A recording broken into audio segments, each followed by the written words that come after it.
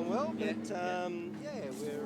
we're doing well. Yeah, I didn't realise you were here this weekend. I'll come down and say good day later.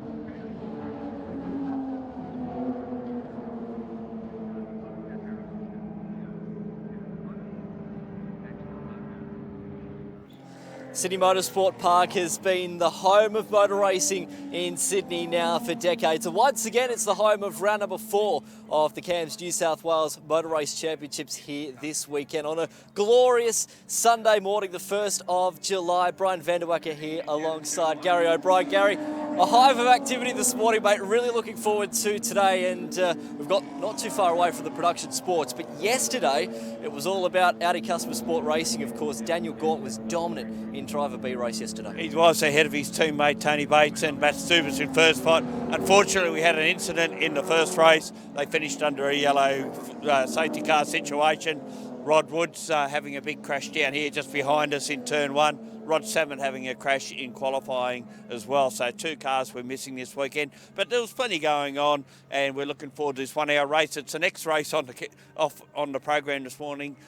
Really the early off for them guys. They can all get going and go home, or they can hang around and watch some production touring cars and some sports sedans, and they've been pretty good yesterday as well. Well, that's also going to be coming up on our coverage today on Blendline TV as well. Of course, the production touring cars, let's mention that, because it was a case of what could have been yesterday for Jimmy Vernon. He was out in front, and then unfortunately the right rear hub coming completely off that car, and what was first was then a DNF. Yeah, well, we had Evos on the front row with Clay Skinner on pole, and unfortunately Clay only got out of the first corner, broke a rear diff in that car off the start, and then of course Jimmy Vernon, as you said, had the race in his keeping till the hub broke and half the rotor broke and wheel came off the car, and unfortunately, if you're not a Holden fan, you would have hated it because they were very good. And we had Tony Virag winning from Matt Holt, and third place went to Michael Caine. It's going to be a big day. Of course, we've also got the sports sedans on the program as well. Not too far away from this 1 hour race getting underway. We'll bring you the format and how that works in just a moment. Don't go anywhere. More coverage here on Blendline TV right after this.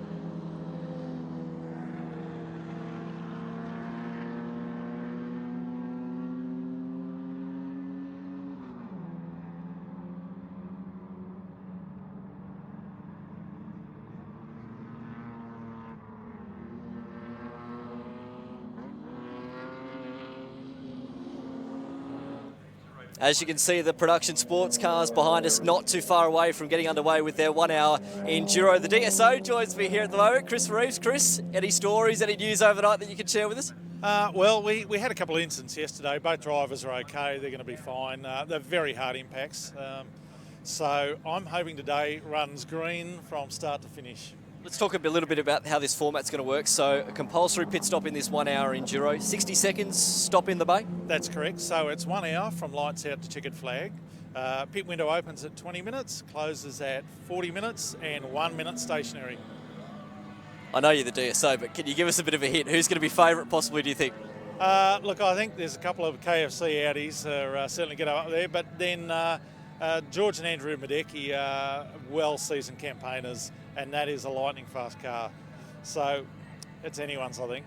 I know you're a busy boy, so we'll let you go. All the best of luck. Thank you. Cheers. There he is, Chris Reeves, of course, a man, well-known, of course, in the production touring car ranks. So as you can see at the moment, we've got the Gary Higgin car, in fact, that's going to be starting in this race. I'll come to this side because in a moment what they'll do is they'll come past my right-hand shoulder out onto the track and compete in this 1 hour Enduro. Now, we've also got to get clarification as to whether or not they'll do 1 or 2 rolling laps before the green flag this morning, because yesterday on cold tyres, unfortunately, a number of the cars getting caught up. So Higgin at one point will have to obviously hand the car over to Daniel Gaunt as well. And of course, Daniel Gaunt is a man synonymous with motorsport here in Australia, and used to, of course, compete in stuff like, supercars, Super 2 and things like that. Next to them, though, in the white Aston Martin, you've got the great combination of Andrew Madecki and also George Madecki as well. So it's going to be Andrew that will start that car. George is ducked upstairs for a moment, and he won't be too far away from getting that one. So let's go for a bit of a wander with us, shall we? So you've got the brand new spec, of course, R8 for the KFC, the Audi Customer Sport Racing team here this weekend. Andrew Madecki here not too far away. In fact, let's duck in, shall we? Let's see if we can quickly grab a word with Andrew. I'll get past the team here. Sorry, Alan. No, right. We might try duck in here quickly here with Andrew before he gets going. Andrew, final moments before the race gets underway, mate. How are you feeling? Oh, I'm feeling great. It's a great morning to be racing in a great car and a great series, and a bit of fun to be racing with my son. Mate, final signal. We'll let you get underway. Thank you. There he goes, Andrew. So we'll close his door there. There he goes. We'll go back this way. So the final signal coming out, and look at this. It's going to be fantastic. So what the cars will do now, so we're in the Parc Fermé sort of area. What we'll do, we'll keep going this way a little bit more. And what will happen is that one by one, the cars will come out of their little pit bay, onto the racetrack, and then that's where they'll start this race. So if you're a fan here at Sydney Motorsport Park, sometimes the best place to be is right here. All the team managers are upstairs at the moment as well. So as you can see, here the cars go now, out of the race, out of their little bunkers here onto the racetrack. The team managers just giving them their final little checks as well. In fact, look at the Madecki car.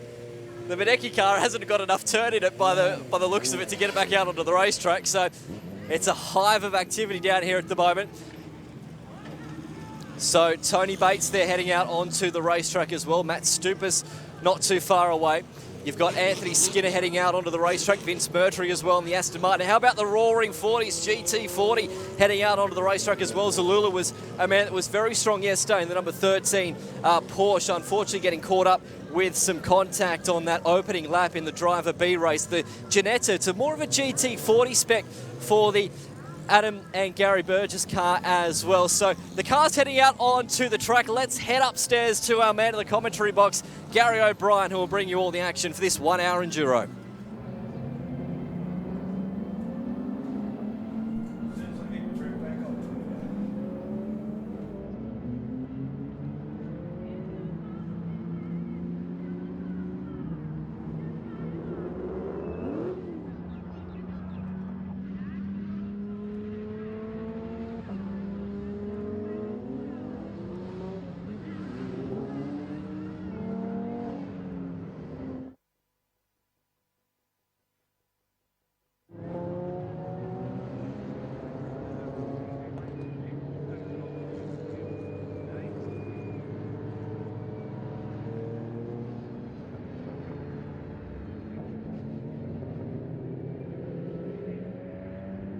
Well, here we are on live at Sydney Motorsport Park for our first race of the day, and we've just seen Michael Stillwell have a little bit of a pirouette in the Ford Mustang. But this is the 1 hour enduro for New South Wales Production Sports Cars. 4th outing for them during the year. And here's a map of the track. As you can see in front of you, 11 turns, 3.9 kilometres in length. The outright lap record is for these cars is a 1:28.057. The outright lap record overall, Nico Hulkenberg holds at a 1:19.1420. But I don't think we'll get through that today.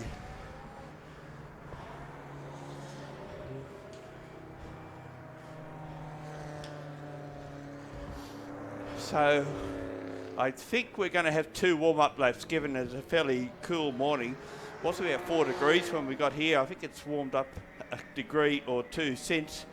But as we said, it is a 1 hour race. There is a compulsory pit stop. Some cars will elect to... We're going to just cross back over to have a look at what's going on at the moment.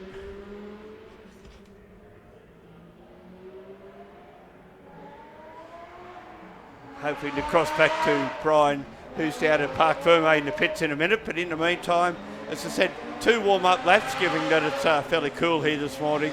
All right, we're just going to switch over to Brian in the pits now. So cars just firing through here on the main straights. Andrew Badecki in the car at the moment. The person that's alongside me is George Badecki, mate. A glorious day at Sydney Motorsport Park. Pretty cool conditions early on this morning, though. What sort of impact is that going to have in terms of the car and track conditions and things like that? Yeah, exactly. As you say, really, really cold. So that has a huge impact on the way we warm the tyres up and getting grip, because you can imagine cold rubber just slides and slips and all over the place. So we actually saw a couple of cars spin on the warm-up lap, and that's pretty indicative of the amount of grip out there. So I'm really glad they've gone with a second warm-up lap, give the guys a bit more time to get a bit of heat in the tyres, and then, look, we'll just suck it and see how we go. What's going to be the key? I know you won't give too much of the strategy away, but are you going to pit right on the 20-minute mark or maybe hold out to the 40-minute mark? Look, as close as we can. You can't afford to give Dan Gaunt a lap more than you need to. So, look, I think I'm looking forward to a bit of a fight with him, and Batesy's looking on form as well. And obviously right through the field, there's a heap of class battles and stuff. So, no, I'm looking forward to getting in the car. I'm a little bit sick, if you can hear that, but the minute you get in the car, everything goes away. You could chop my arm off, I wouldn't even know. So it's just all about hauling ass and having a good time. So no, it's good. We're really excited, and car's going really well. So we're a little bit at sea with the setup, but hopefully we've hit on it for this race, and we'll put on a good show. Appreciate your time, George. All the best. Yeah, thank you. There he is, George Badecki, guys.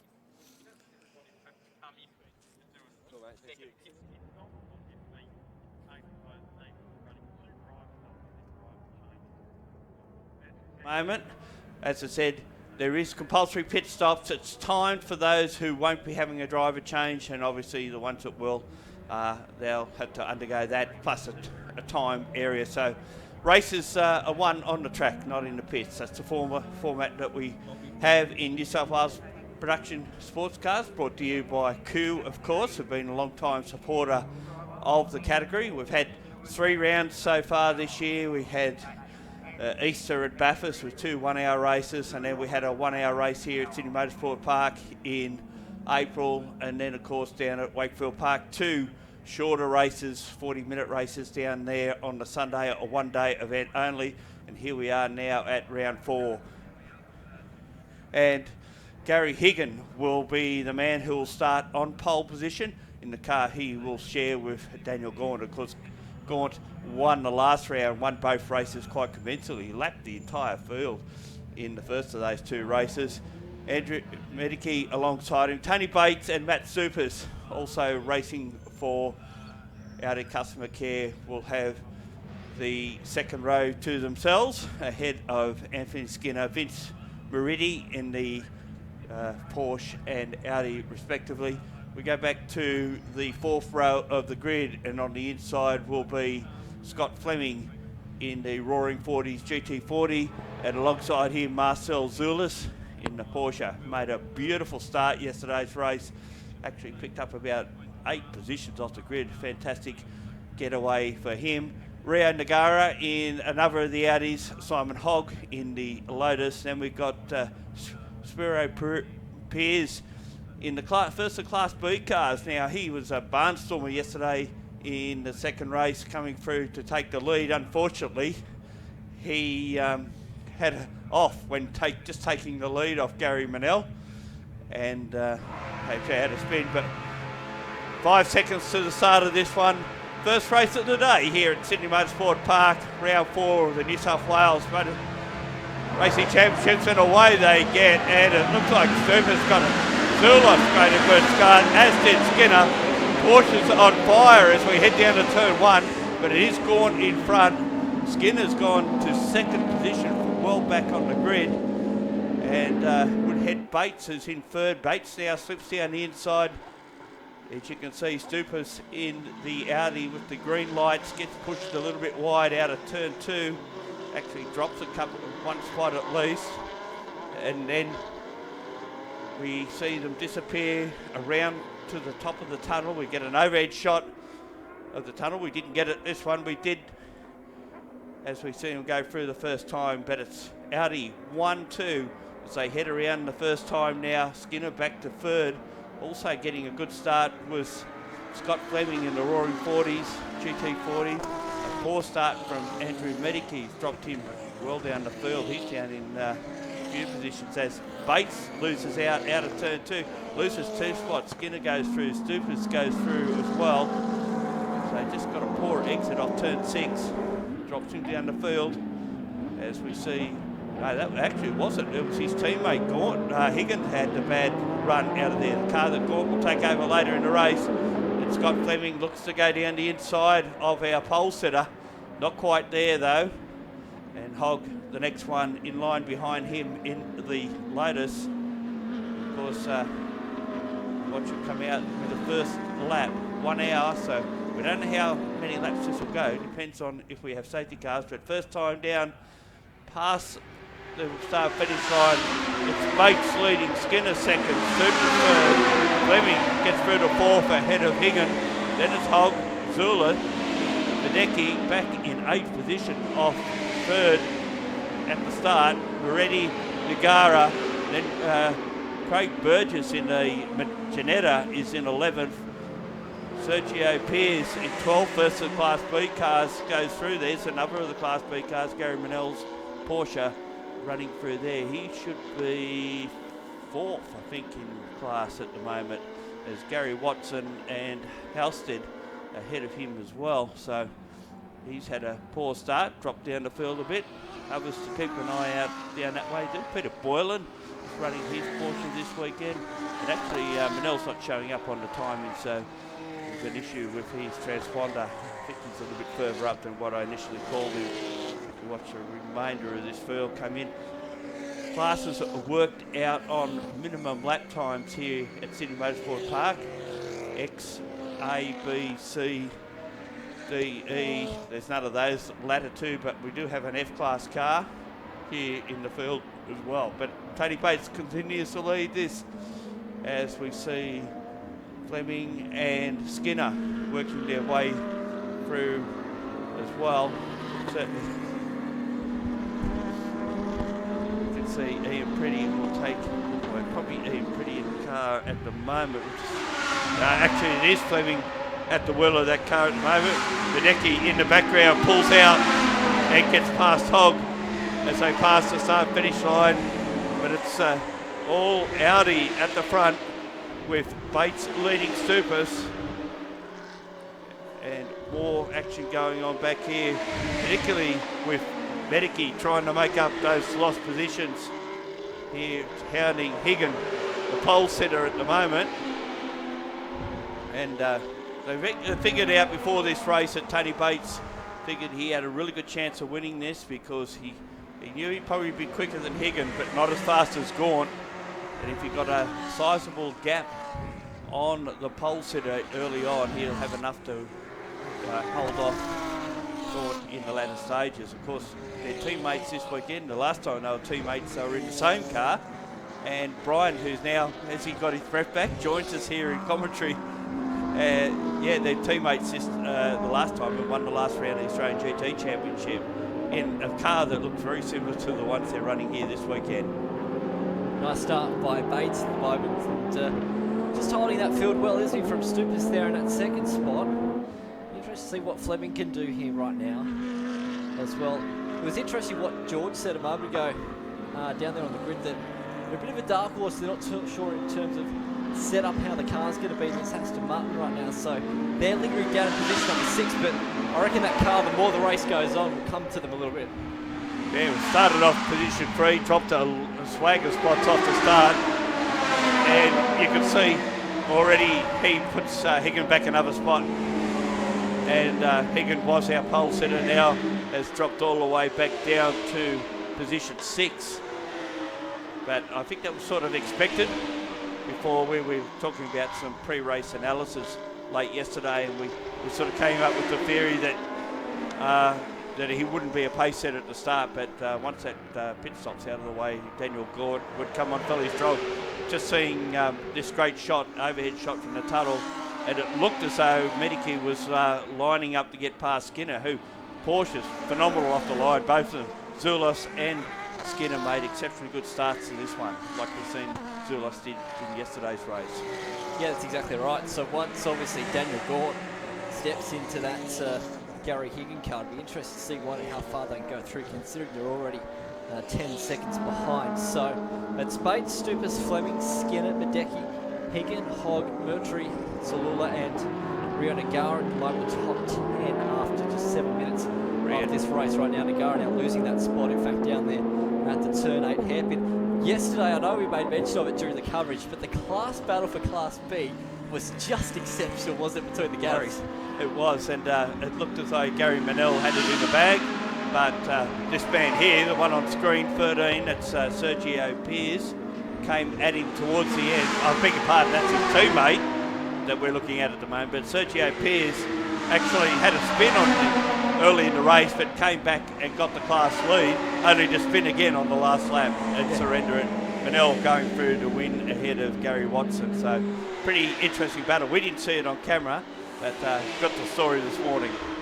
Gee, tight down there at turn number 2 then as they went on through. Higgin then looking down the inside of Skinner. Skinner just about closed the door in there through that left-hander, so tight battle right now. That's the battle for position 5 on the racetrack that we're watching as they come back over the tunnel there. And not too far away is Murtry in this battle right now in the 991 Audi. So 2 different specs of Audis right now. So you've got the Skinner and the Porsche, and then the 2 makes of Audi R8s as they fly out of the back section of the circuit and of course around the back of Corporate Hill. So really, we're looking at a 4-way fight now for position number 5, and it's going to be critical because once we get to that 20-minute mark and you need to do that compulsory pit stop, if you're getting caught up in the traffic, it's almost worth getting yourself out of that traffic, doing your compulsory pit stop, setting some quick lap times and trying to jump them and do what we like to refer to as the undercut. Well, it depends where the pit window opens and where you're positioned at the time. Obviously, Bates is the fastest man on track at the moment. He set the fastest lap of the race, so we sort of expected that he would try and get out in front, trying to build that gap up.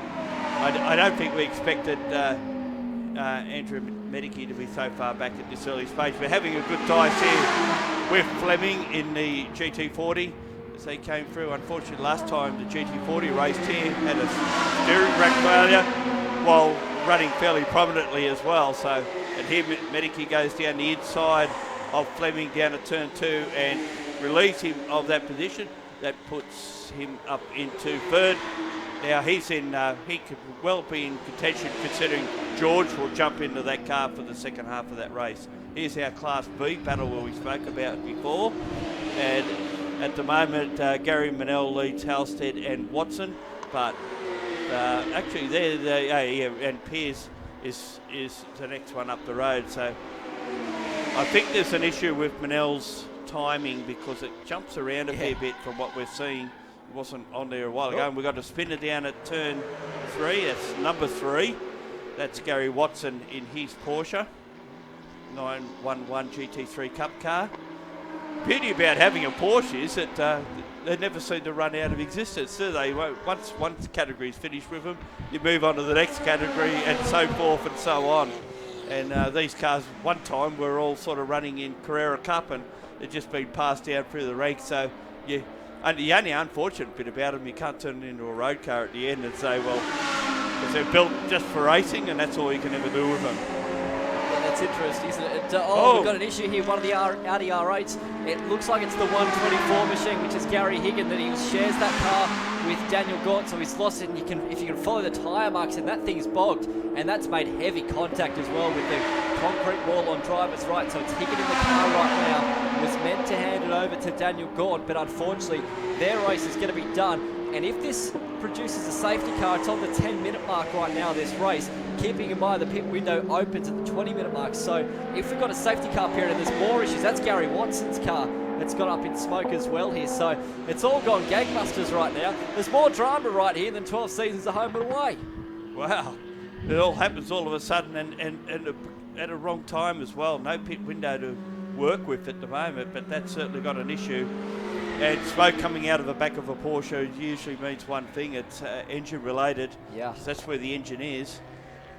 And as you can see, it is letting a fair bit of smoke out of it, and he's slowed right up now. He'll be bringing that one in. So that takes one of the leading contenders out of Class B. We've got a leading contender for outright in Class A also out of the race. So it's all happening here. Well, I think we will get a safety car. I don't think that's in a very safe position where the 124 car is stranded. No, and safety car now coming out, as you can see there with the boards on the main straight. So safety car comes out. This is critical though, because the pit window hasn't opened yet. We've only elapsed 11 minutes of this race. The pit window will open at minute 20. But if this is a safety car period that lasts for at least 9 minutes, you would expect people to take the opportunity to pit, because there's no rules that dictate that you're not allowed to pit during safety car. Great camera shots there as the Watson car comes back into the lane there at the moment. So yeah, I'll remind you again that when the safety car is out, you are allowed to pit underneath the safety car, and that's looks like it's George Madecki there, just trying to let the boys know. Looks like you've got a bit of smoke there, boys. Just be careful if it does light up there. So that's unfortunate. Now, this is something Tony Bates would not have wanted. No, yeah, that's or exactly Matt Stupers right. for that matter, because they were commanding this race between them. Of course, with the Porsches, the engine's in the rear of the car, hence why there's a lot of smoke coming out the rear of it. And I would say by the reaction of the pit crew that this is fairly terminal. This car won't be rejoining the race. But it's a quick early start for them. The boys can sit back, as we said before, and watch some other racing during the course of the day. Unfortunately here for Gary Higgin, all over. Wasn't on pole courtesy of Daniel Gaunt's driver B qualifying time yesterday, and we knew that he was gun fast and would be the man to beat. Now, if you want to play devil's advocate, he probably lost it on his own. So going out there on the exit, we saw a heavy impact yesterday, in fact, in this particular part of the track. So it is quite notorious, particularly in cool conditions this morning, when you've got tyres that we could think they'd come up to temperature after 10 minutes, but still it can be quite treacherous there on the exit if you get on the loud pedal a little bit too early. So we've got 47 minutes left of this race. The order at the moment as it stands: Tony Bates leads it, Matt Stupers in second. You've got Andrew Madecki position number 3, Scott Fleming position 4 right now, leading Class A. It's Mercury position number 5, leading the GT class. If we keep going back through the field, Perez at the moment leading the B class in 11th overall, and Musman in Class C right now leading the 4, 5, 6 machines. So that's currently how it stands. And if we keep going through, Johnson in Class F leading it right now, currently 4 minutes.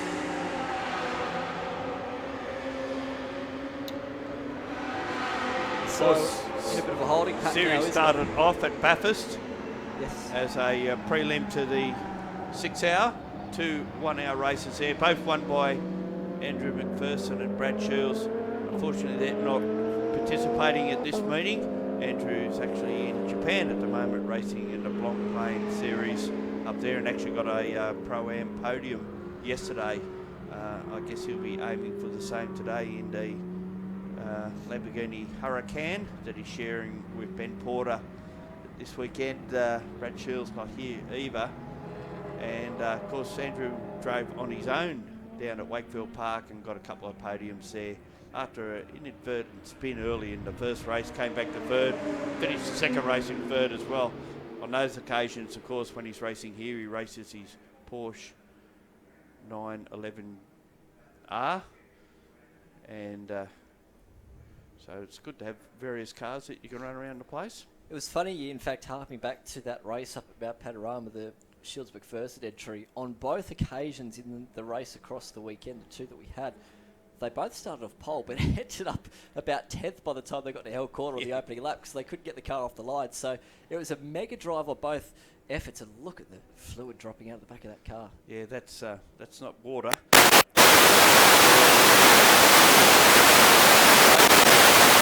Indeed, unfortunate. A great race yesterday with Gary Manel, and Sergio Pearce came into that late in the. This is the B race that we've seen yesterday. We didn't see much action in the A drivers race because of that incident on the opening lap. They basically followed the safety car around for 4 laps and declared it then because it was quite a clean up down at turn 1. Unfortunately, we haven't heard the condition of drivers, but I believe that they're still okay. Well, they've been taken off for medical examination naturally. We haven't heard any further since then. Of course, a very good morning to those that are joining us on Facebook this morning as well. Feel free to join in the conversation by commenting in the comments section, and if you've got any questions, possibly for Gary or something, feel free to fire them on through. A lot of people loving the GT40, of course, the Roaring 40s. GT40 being driven by Scott Fleming at the moment. And a nice start, you've got to say, up into position number 4 in these early stages. Some people say it looks so small, and I suppose when you look inside the cockpit of that car, Gary, it can be quite small, crammed and compact in there, can't it? Yeah, basically. So keeping people updated, we've got 16 and a half minutes of this race gone so far. We've got 3.5 minutes until the pit window opens, and the tilt tray is only going onto the track now, so we might get a possibility of an opening here of this pit window right on this 20-minute mark when this safety car is out. So it's going to be interesting to see if anyone does take the opportunity to come on into the pits. Well, if you were anyone bar Tony Bates or Matt Stupers, you would, or even Andrew Medicki for that matter, you might stay out for a little while, try and build up a bit of a lead again. Yeah. Rather than take it straight away. But certainly any of those chasing would, I would assume, would try and do their pit stop as soon as possible. Get out of the way in case we get another safety car situation. Sorry, Gary, I did some rough mathematics during the week, and the transit time from when you entered the pit, including your 60-minute compulsory stationary stop and then getting back out on the track, is about 1:35. So roughly 95 seconds in order to get back out onto the track. So yeah, if you're going to possibly play that card of staying out, it might be very difficult indeed. So Tony Bates currently leading, of course, the race outright and in class at the moment, as we look at some of our officials there at the moment as well. And of course, thank you very much to all those hard-working officials that help us out each and every single race, but not just for state level events, but also club and national events as well. So it won't be this lap that people have the opportunity to pit. It will be the next one, because we've still got 1:40 until this compulsory pit window opens. And if that is the case, I'd be more inclined to try and take a compulsory pit stop underneath safety car, unless you roll the dice and then hope for a safety car to come out late again in the race. Yes, going back through the field, Class B leader there on screen. Car number 17, that's Sergio Pearce in the 360 Motorsport 997 GT3 Cup car.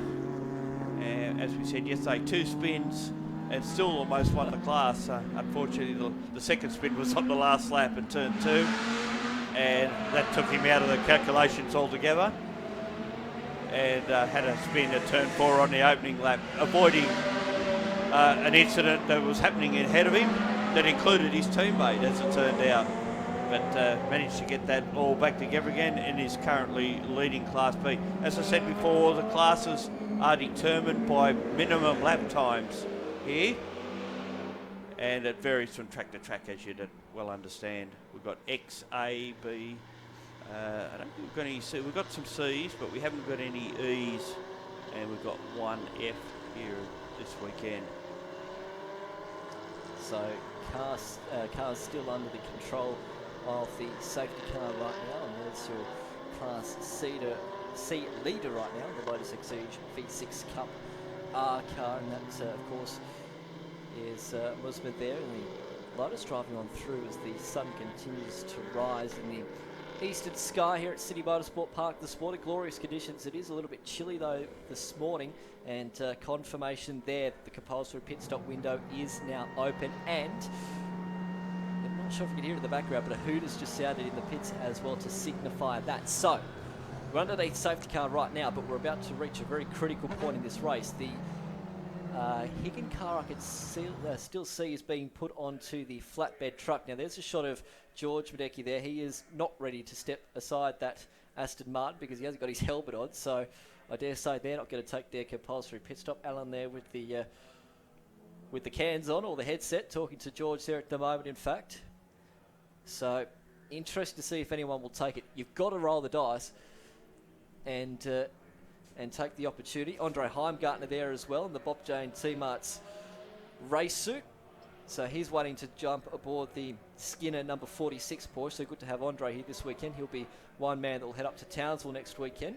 That looks like his Porsche suit from last year, doesn't it? Well, he's sticking with the Porsche theme, so he's driving a Porsche this weekend, so why not have the Porsche race suit? He's in the Anthony Skinner car, of course, and we'll jump into that before heading off to Townsville next week. Yes, that'd be a bit warmer up there, dare I say. So, Fielder heading down the main straight. Does anyone take the opportunity to pit? I can see a couple of team managers at the moment. And they're taking advantage of the pit, so obviously they're allowed to pit under the safety car.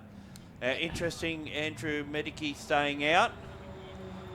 So this throws the cat amongst the pigeons, because like we mentioned, if you're going to stay out, you've got to hope that you build a margin of 1:35 seconds, or otherwise you're going to burn yourself. They won't get around in a minute. Exactly. 35. So unless we get a safety car late in this race, but this is going to burn, I reckon, a lot of people that haven't taken this opportunity to pit. Now, the reason why I say that, this happened once at Mount Panorama in the second 1 hour Enduro back at Easter this year. The exact same thing happened, and those people that stayed out and decided to pit late in the race got absolutely burnt by this. So those that have stayed out, yeah, it's going to be a tough old 40 minutes left in this race. Well, the thing is that, Brian, that now that the Higgin car is back, we could go green the next time round, basically. And if that happens, these guys will be back out on track and in front of them. So that's going to hurt them big time. The only thing they probably could have hoped for was that maybe we get an extra lap under safety car. In that case, they'd get away with it.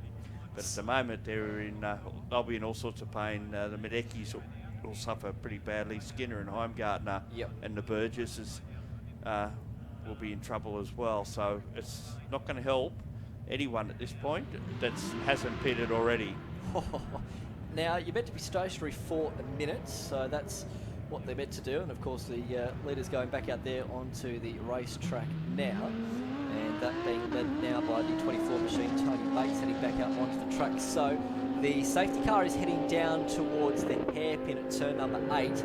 Those cars just going, there we go, there it is, the safety car going through turn number 8, the leader's now going through turn number 2, and the lights are still on the safety car here. So the guys that have just pitted will probably get to catch up towards the rear of the safety car train. But either way, now if those cars that haven't pitted, Medicki and Skinner, they come in, they come out, they're going to be well down the pack. Yes, yep.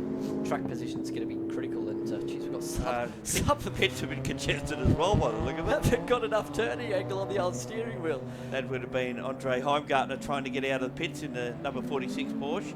There's the Stillwell machine, Michael out of the car, and it should be David in. And confirmation now that Andrew Madecki is pitting that Aston Martin. So we've only got 3 cars by the looks that haven't taken the opportunity to do the pit stop. Now there's an interesting situation. That Lotus was ahead of Medicki on the last lap.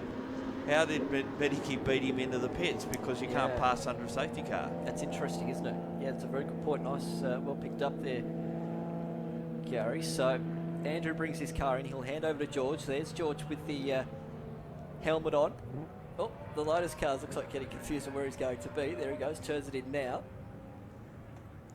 That's the one. Oh, it's busy machine. down there in the pits, isn't it? So George stepping us into that car now. We spoke to Andrew at the start.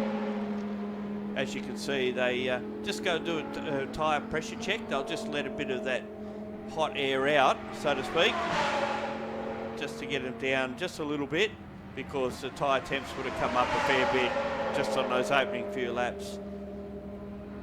Obviously they can't put air in them, so they make that adjustment here as we speak.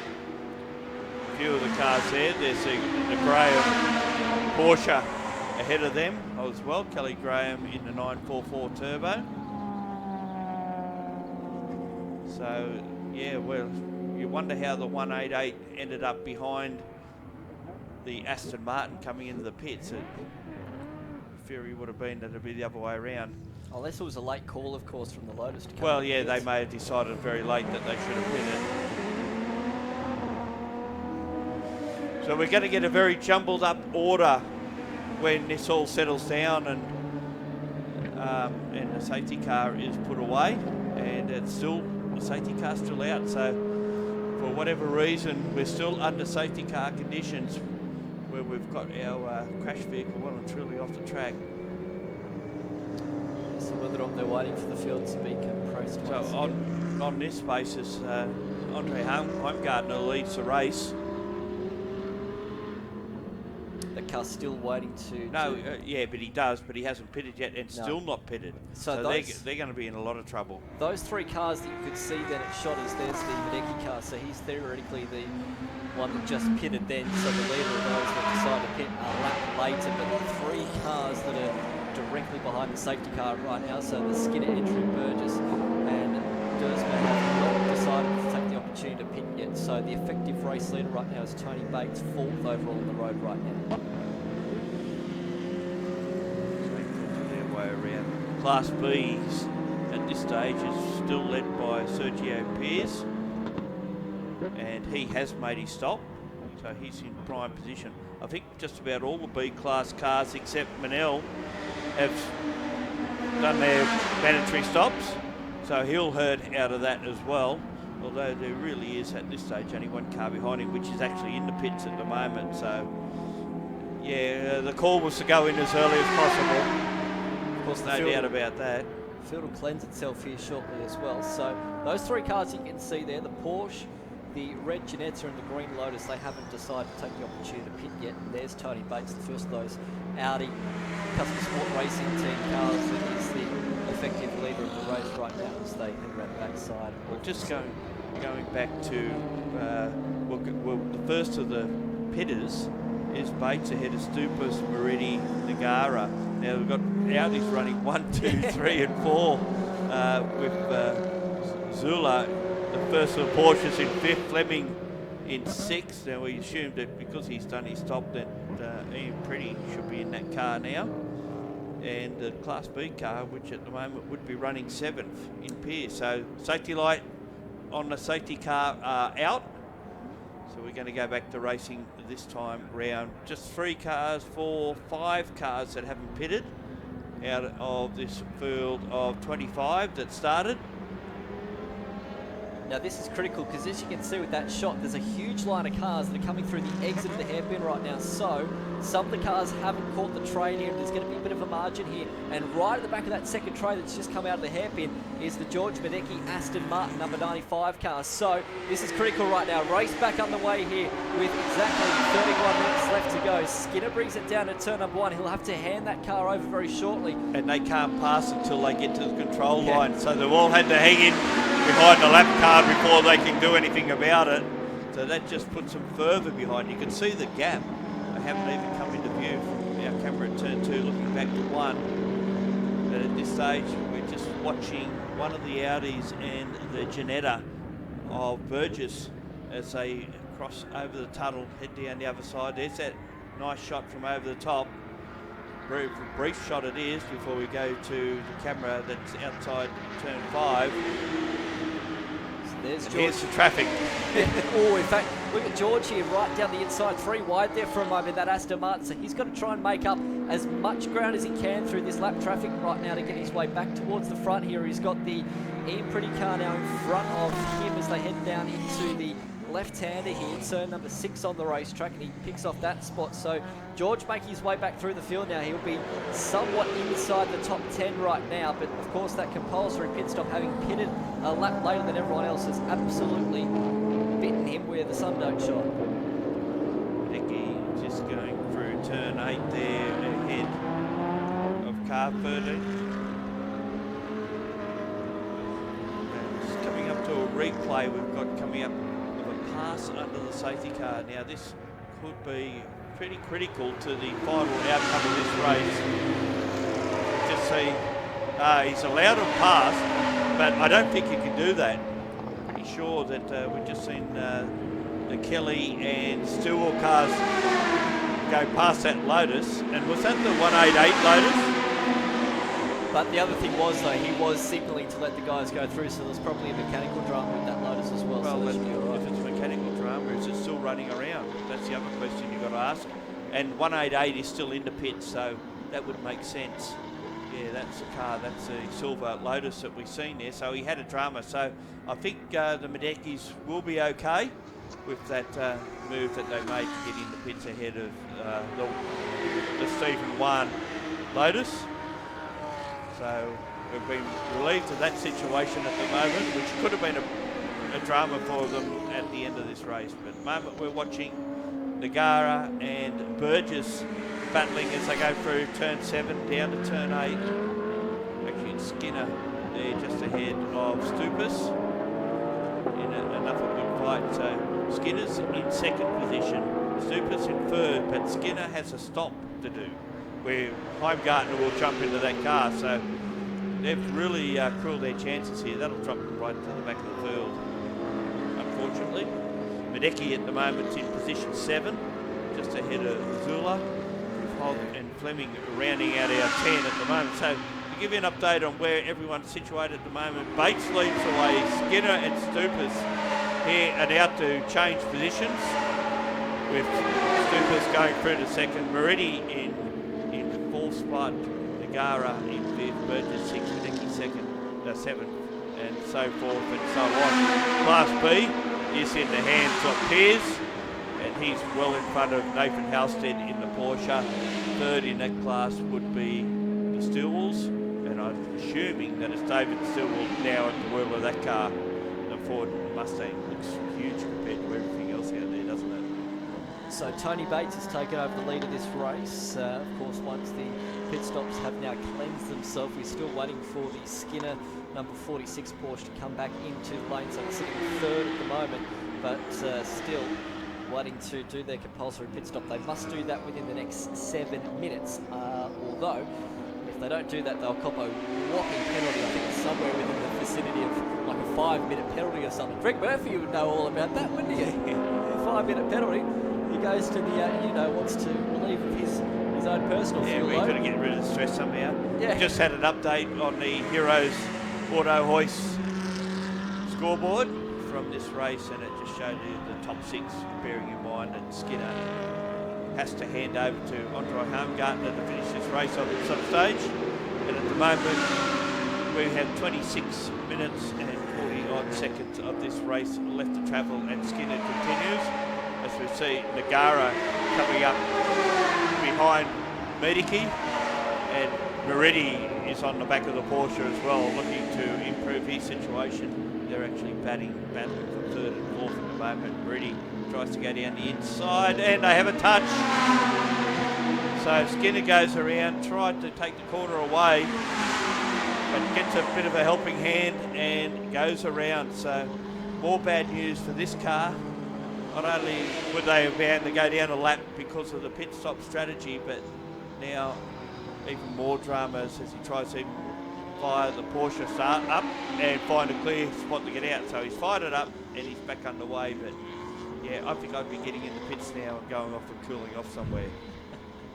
It might be an early shower, unfortunately, for the Anthony Skinner machine. He'll hand it over to Andre Heimgartner very shortly, who will be absolutely seething right now in the pits, just waiting for his stint in the car. But unfortunately, it's going to be a long way from happening because. So you could say that Audi customer care have popped the battery this weekend. Always the one. There are 2 cars that have crashed and others that have been in the wars as well, but certainly not in the wars is this one. Car 24, Tony Bates at the wheel. His lead 7.6 seconds in front at the moment, and the race is his in the keeping, you can say. Looks gorgeous, doesn't it, as it heads into turn number 1. Currently leading the Australian GT Championship at the moment as well, and probably using this weekend more as a test session for that round of the championship coming up at the start of August here as well at City Motorsport Park, as we watch George Wadecki here looking on the inside very shortly of Stupa. So if anything, George has driven a brilliant race here right now. He's just done a 1:31 of the previous lap. We've got another one stopped on the exit of turn 3. That's Moretti. Yep. So another Porsche by another Audi bites the dust, and it's in a fairly precarious situation. So we may have another safety car as a result of that car where it stopped, unless they can just roll it down the hill and go through the back entrance to the pits. Skinner comes into the pits as we speak. So they've obviously anticipated a later safety car, and this may just get them out of some of their grief. Won't be out of it all. I think they're just going to lose too much time to be back in contention, but they haven't acted on a safety car as yet, and this will be a God save for George Medicki that should move him within 6.6 seconds of the lead, which is currently the gap at the moment.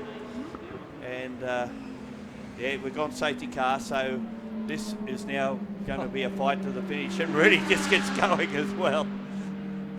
You can't win sometimes. What was critical though, just before they called that safety car on lap 16, so that was 2 laps ago, George Wadecki did a 1:29.6. That was 2 seconds quicker, well near enough to 2 seconds quicker than Tony Bates out in front. So what this safety car does is bunch the field back up again. It puts George right on the back now of Tony Bates, and well, if anything, this is going to put them right into the game. If not, this is exactly what they needed now to take over the race lead, because on outright speed right now, George Wadecki has certainly got it over Tony Bates. Yeah, and he'll be right on the tail of the race leader, which will make it even more interesting with around about 22 minutes, 22 and a half minutes for this race to go, given that we'll get another few laps, because I don't think that Moretti car made it back to the pits either. Just moved down the hill a little bit, and just can't see it on track at the moment, but it was basically just before the tunnel, or the crossing of the tunnel.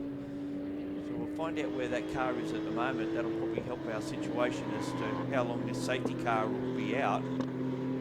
The simple maths though, then there's the Bertrand car. The simple maths though, if Andrew Wadecki and George Wadecki, if they had pitted when everyone else did on that initial lap, they'd be in the lead right now. Oh, of course. Well, very close to it. Well, yeah, the chances were that they would have followed Bates out of the pits anyway. And so they're still in the same situation. But that's only because of the second safety car. And considering he was 2 seconds quicker, he certainly would have passed Tony somewhere around the racetrack. So there's the Simon Hogg Lotus in the pits now. But they've got a drama with this car. They've got the clocks out on it.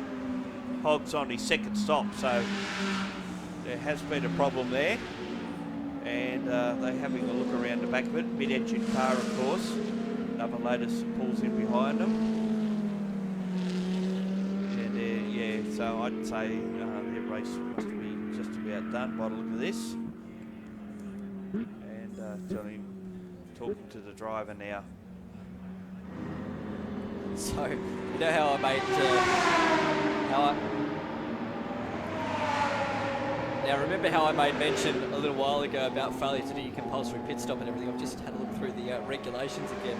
So failure to conduct a compulsory pit stop of 60 seconds during the defined window will attract a 5-minute penalty. If you fail to do the compulsory pit stop at all in the race, it's a 10-minute penalty. So you may as well just not even come if you. Well, unless you can win by more than 10 minutes. I can safely say that everyone's done their compulsory pit stop, so that'll get everyone out of trouble anyway. safety car is allowing cars to go past, and one of them, you got Medeki, sorry, that was Heimgartner going through there, and several others, so they're allowing several of the cars to go. We've got a replay coming up, and this is a replay of the incident between Skinner and the Audi of... So that was with Mercury, so has that therefore led now to that car coming to a halt? Yeah, the Meridi car, that's right, there was a pass there. Most definitely there must have been some damage to the front of the Audi, and that's possibly why he couldn't drive it back to the pits as well. But yeah, Simon Hogg stays over. Just having a look in. It's interesting when you look at an engine where there's an internal problem, you're not going to see it from there, are you? That's exactly right. So replay here once again. You'd say he was far enough up the inside there. And George Mediki, lucky to not be involved, but took advantage of it and got past two in the one movement. So at the moment, Bates leads Mediki with Stupersford, Nagara, Zula, Fleming, Piers, Boyle, and Peter Boylan up to 8th position, doing very well. Nathan Halstead 9th, and then we've got Musman in 10th in the Class C car. So that's been a good result so far for him. He's got some quicker cars coming on in Glenn Townsend, Burgess, Stillwell and Morris. Then of course Heimgartner in 15th at the moment.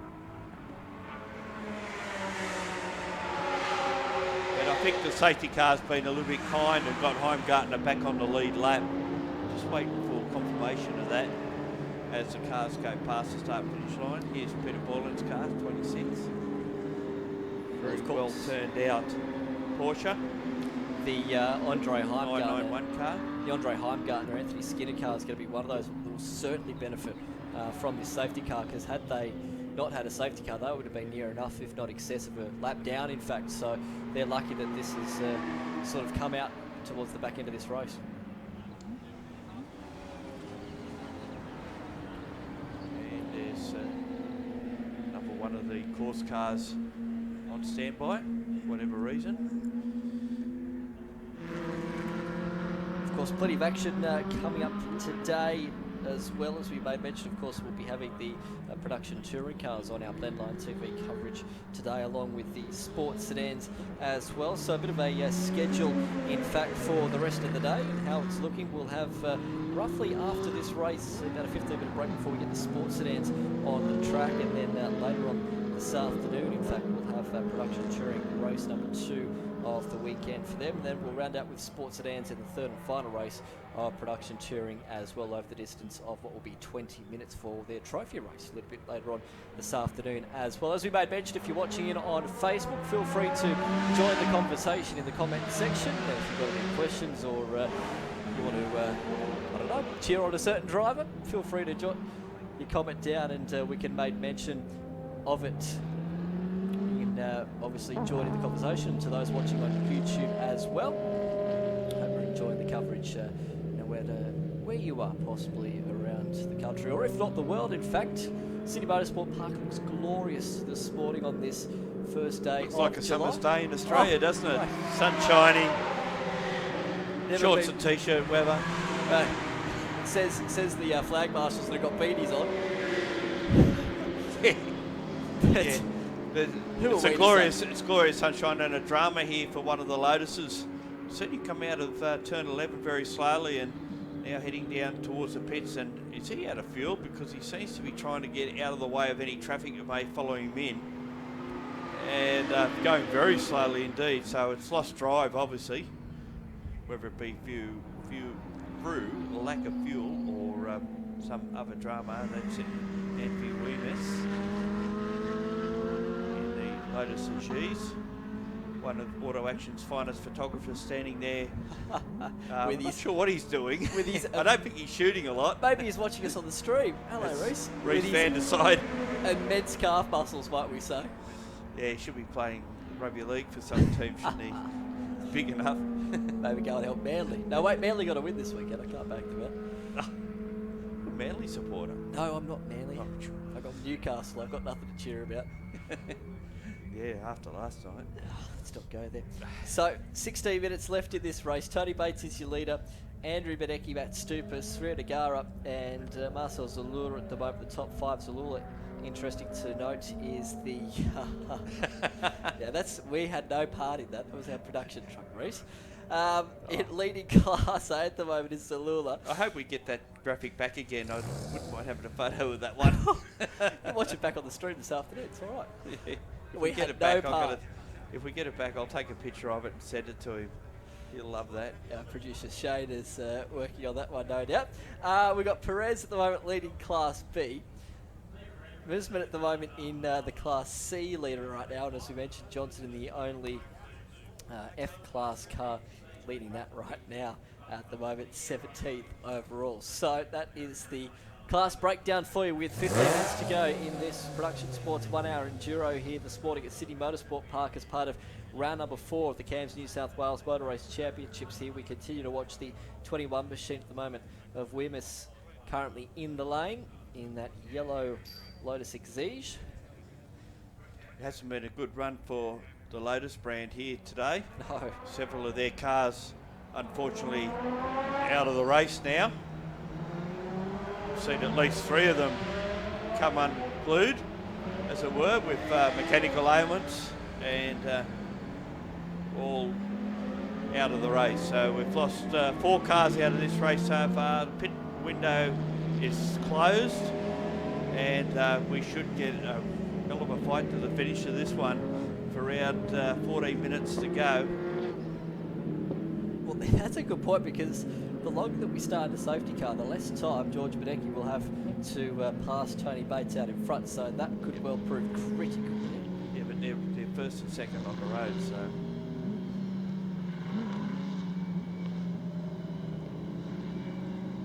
that is important. So 13 and a half minutes still to go in this race, and we await the safety car coming back into the lane, hopefully not too far away, of course, before this race resumes.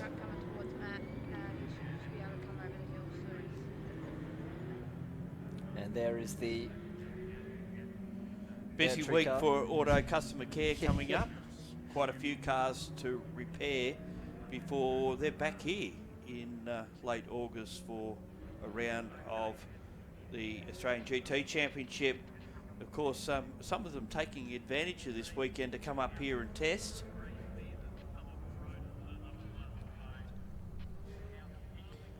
We're just having a bit of silence at the moment, just because we're admiring some photography skills at the moment with Reece, and certain photos that will no doubt be trending on social media very shortly. I want to send that one to him. We might even put it up on the Blendline TV Facebook I page. think we should. All right, so we've got the course car at the moment out there on the track, still with the safety car lights on right now, and hopefully won't be too far away from resumption of play. That was the other thing I did notice. They've changed the safety car. Yes. Hope the safety car's ran out of fuel or something. We don't know. There's the rundown of what you can expect for the rest of today. Our sports sedans will be coming your way not too far away. As we say that, we have to jump away from that because the safety car lights, or the course car lights anyway, are off, and we'll get set for a start. 12 minutes left to go in this race. Tony Bates leads against George Badecki, who was 2 seconds faster prior to this safety car. So, if form is anything, you would expect George to pass him here once we get back underway. But, as we always say in motorsport, it's one thing to catch, it's another thing to pass. And don't forget, Matt Stupas right in there behind him as well. So it's a bit of a Audi sandwich for the Aston Martin. George is he's in the pinning. pits. So there must be an issue with that Aston Martin as we go back underway. So just as we sold the prospect of a grandstand finish, George has come back into the lane. Oh, you can't pick it in motorsport sometimes, can you? Dear, oh dear. Well, that's a critical story in this race. What has gone wrong with that Aston Martin? It's already done its compulsory pit stop, and the compulsory pit stop window is closed, so definitely mechanical dramas for that car. We'll follow that one for you. So what it means now is it's an Audi Customer Sport Racing 1 and 2. Tony Bates leading Matt Stupas. Who would have thought? Now, You would expect to have a bit more pace on those following. Rio Nagara in third, then we've got Marcel Zula in fourth, Scott Fleming or Ian Pretty in fifth, and then the first of the Class B cars, Spiro Pears in sixth. Here we have the Aston Martin, and they're looking around the rear of it, so that would tell us that it's either a fuel problem or electrics that may be causing the drama there. Shot from overhead up where everyone else looks on. All the pit crews generally get up there as well to talk to their drivers and control what they're doing as Bates runs wide out of turn 9, and I don't think you can do that very often. That's certainly a no-no to go past that yellow line there, and turn 5 are critical on this track that you must stay within the track limits or part thereof the car to be in track limits. As we watch Zula, Marcel Zula, the first non-Audi running at the moment, and there's Vidicki back underway. So a critical problem, but he will go down a lap, we would assume, or almost go down a lap, because you'll see the front runners coming through. There's Bates in the background, followed by Stupas, and then of course in third spot at the moment is Nagara, and a little bit of action going on behind them, as we can see. It looks like one of the Porsches trying to fight his way through further. That's Pears.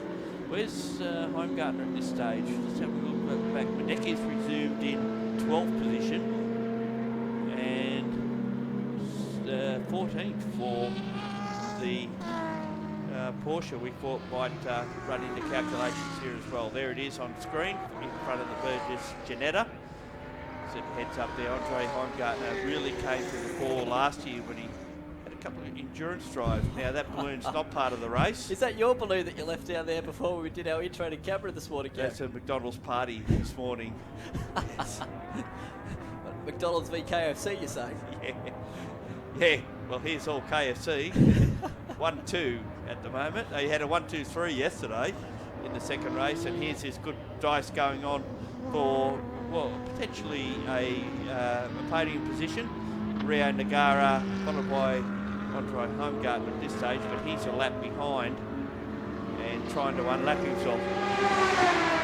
I guess his motivation now is to try and pass the cars in front of him, at least get back on the lead lap. You never know. I know the time's running out. We've only got less than 8.5 minutes less of this race to go, and he won't get back to the leaders even with the safety car, but there'll be some pride in at least getting the lap back. And here he goes down the inside of Nagara down to turn 2, and Nagara will be well informed that that car is a lap down. Looks like he ran a bit wide out of turn 2, so he may have given that spot back. We'll have to wait and see. Here's George Medicki, and he's currently, as we said, running in 12th position. So unfortunate that they had to make that second stop. It's really put them out of race-winning calculations, and now just be concentrating on getting away from our race leader. And troubles for Nagara. So another Audi with a problem, and I think he's out of turn 4, so he can just bring it in the back. Oh, he hasn't. He's actually gone past the entry to the rear entrance, or is he just at it? Looks like he might be just at it.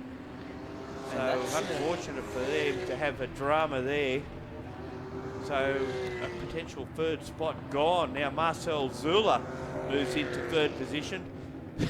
Sergio Pears is in 4th position. What a dramatic turn the of Class B events. car. That's an outstanding effort to move so far up the field. So we could have another safety car, and that could put Medicki at least back on the back of the train, if nothing else. Well, that'll pretty much be the end of the race, won't it, if we get a safety car now? So hopefully it's just An kept outstanding effort from Sergio Pears. We've seen him yesterday come back from 2 spins to finish 3rd in class. And this is 3rd and 4th positions. So we've got Marcel Zula in the 360 Motorsport Porsche, followed by Sergio Pears and car 73. That's the Glenn Townsend Lotus having a little bit of a loop there, but gets it back underway. So fortunately that's going into turn 2. It's all happening at the moment, Managed isn't it? to not hit anything, or hasn't lost a great deal of time out of all that, which is it's a good thing. Tony Bates has just done a personal best to the first sector at the moment, so he's continuing on as Nagara now has got the 88 Audi now back underway, so good news means we won't have a safety car here, so might have been possibly electrical gremlin maybe that forced that car to stop. You did the old alt control delete and got the car back underway. Yeah. Well, that'd be a collective sigh from the Audi group there. We're thinking, no, not another one we've got to fix. Yeah, I know. So, Bates out in front. The margin from first to second is 7.5 seconds. A further 10 seconds back to Zula in position 3 right now. Pearce back there in 4th, and then you go back to Fleming in 5 in the roaring 40s. GT 40. And Boylan currently in position number 6. back into pits, so yeah, their race is definitely done now. Unfortunate. Very strong position to win this race despite not pitting when we suggested everyone should. Not that we're experts when you stretch the imagination, but looked pretty obvious to us that if you didn't pit initially you were going to get caught out. Oh, it's and there's Nagara pulled up again. So the chances are that we may get a safety car as yet, and this race could well finish under a safety car because we've got less than 5 minutes remaining, and that appears to be a drive issue because he's not even stopping when it's going backwards. And it's going again. Oh, no, just watching out our commentary window at the moment. It's still stopped, in fact, there at that position. So what we're watching at the moment is Andre Heimgartner in the 46 machine here, working on the back of the 23 of Stupas. Now, that is not for position because the Andre Heimgartner Porsche is a lap down, in fact, so that is not for position at the moment as the Nagara car still trying to get underway here, and it's slowly creeping away at the moment, so it's still good news that we won't get a safety car here. Very shortly you'll have that battle between Stupas and Heimgartner coming up behind him. As you can see now, 4 minutes left in this race, and Nagara brings it around the final turn and will hopefully, once he gets to this point anyway, can roll it down the main straight. Yeah, be frustrating from his point of view. I don't know if you can roll these things on the starter motor, can you? Yeah, well, Won't matter sure. if he gets it to the top of the track or not, because they don't have the old key to crank them over like they used to. Just watching Fleming here. There's And Peter Fleming Boylan in the background of that shot. So 2 Porsches and the roaring 40s GT40, and we did agree that it's the best sounding car here over the weekend. Pretty Scott Fleming sharing that car this weekend. Certainly having a better run than they did at the last Sydney Motorsport Park outing for these cars. Where they are, and you can see pulls out and attempts to go around Gary Manel, but it won't happen on that lap. Class B, of course, being led by Pearce. Nathan Halstead is in position 7, he's second in class, and it's the Stillwells running third in 13th at this point. Manel is back in 4th position and 17th, another one of the victims of not calling into the pits initially and having to surrender more time by pitting later. But at the moment, seems to have a bit of a margin on the GT40. It's good, isn't it, as the field work their way around the backside of the track once again. Oh, looks for the move down there at the left-hander at turn number 6. Boylan does, so it have to be a pretty precarious position there. Of course, I know we made mention of it yesterday in our coverage, but obviously that part of the track has been reconfigured in the last decade, of course. It used to be an old right-left sequence before you went around the back of Corporate Hill until they decided to open up another passing opportunity there for that left-hander at what is now turn 6. Oh, no! There it goes. So we've had looks like an engine's gone in the Roaring 40 GT40 with just 1 minute and 3/4 left to go. So game over for the Fleming Pretty car, and I'll just bring that one back in. Straight 8 racing car. It's been around for a while. It's been a well-admired car, and just the newer sports cars that have come along have just not relegated as much, but certainly not the front runner that it was at one stage. It's certainly now the top 10 car. I hate to play devil's advocate, but I thought I saw early on in the race smoke actually coming out in a very wispy little bit of blue smoke earlier on in this race, so it might have been an issue that they have had pretty well since the start of this race, unfortunately.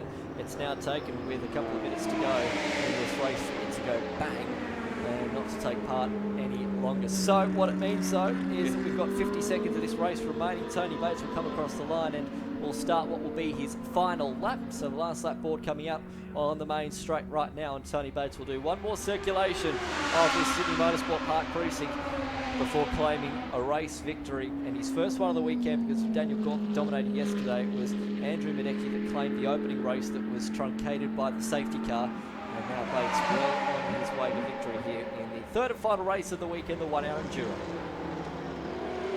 Been a pretty dominating performance really, and just backs up their GT Championship run from Phillip Island, where he and Gaunt won the 501 down there. It's a race for third at the moment, and Pearce may actually get on the podium here outright as he looks down the inside at this stage of his teammate Zula, and Zula runs wide out of that corner and has Pearce got down the inside of him down to turn 2. I don't know if he's close enough, but they're going to run side by side out of that corner, and will Pearce get the better of him? They head up over the top, or is Zula just having a bit of a play at the moment? Now I think they're just doing a form thing. They're going to run a form finish here. It is the last lap. They're going to run it side by side. What a great effort for this team, 360 Motorsport, to get two cars so far up the field, third and fourth respectively, but no one could touch Tony Bates this weekend. Comes around the top corner in this race and shows the way as they heads down to take your checkered flag. Yeah, Tony Bates, a dominant drive, and for Audi Customer Sport Racing, it was a win in Driver B race, and it's a win in the 1 hour Enduro. Tony Bates gets the job done this morning at Sydney Motorsport Park, and it will be a 1-2 team finish for the Audi Customer Sport Racing team. The question is, though, who's going to get third overall? Perez at the moment leading Zulula through the hairpin there for this final lap. They've got a little bit of lap traffic in front of them. Incidentally, they're two different classes here at the moment. So for Perez at the moment, sitting in that 17 machine, he's actually leading Class B right now. So for Class Honours, he doesn't need to fight it, but for the outright victory, he certainly wants that one as they come through the final turn. Stupas will come home in second spot, and it looks like Zula will come home in position number 3. Perez will have to settle for P4. Beautiful finish between those two, and Pearce has put in an exceptional performance in the Class B car. Next car across the line will be the Lamborghini, which we just see go through there. The black car of Morris. Peter Boylan up to 6th spot, Nathan Halstead 7, Glenn Townsend, despite that little lose a little while ago, will be in position 8. Then we've got Musman in the Class C car in 9, and Andre Heimgartner worked his way back up into position number 10. Well, that's our final spots there. We've just seen a couple of little highlights. So almost had another little spin by Townsend.